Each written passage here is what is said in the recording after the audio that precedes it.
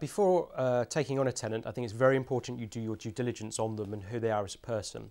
I'm a self-managing landlord, which means that I do all the viewings myself. I manage the property throughout the course of the tenancy agreement. And I think the first thing to do is and what I recommend landlords do, is do the viewings themselves. The gut feel of meeting somebody, it's very hard to put your finger on it, but I think it's imperative that you do that. Sort of looking somebody in the eye, I think, says a huge amount about who they actually are. You can ask them questions like, when do you want to move into the property?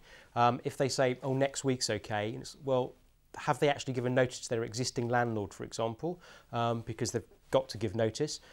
What that will flag up in your mind is whether they're going to do a runner from you in 11 months' time, for example, without giving you the correct notices.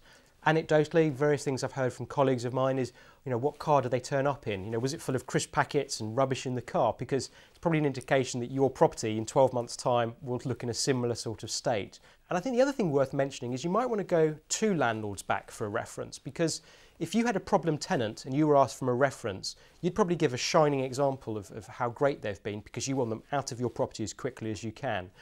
To overcome that, you may want to go 2 back to completely protect yourselves. But at the end of the day, for the majority of landlords, owning a buy-to-let or a portfolio of properties is your pension fund. It'd be very easy just to take the first person that comes along without doing your checks and end up with a tenant in arrears for 6 months, potentially damaging the property, and you having to sort that mess out with the costs and the effort associated with it. A lot of that pain can be alleviated by physically meeting a tenant and also fully referencing them. There's a lot of other tips that we've got on our blog, which is at upad.co.uk, and on there is a lot of advice and top tips about how you can maximise yields, minimise voids, and ensure you're getting the best possible tenants along. But I think those in a nutshell are my sort of key takeaways that I think would be good for landlords to know.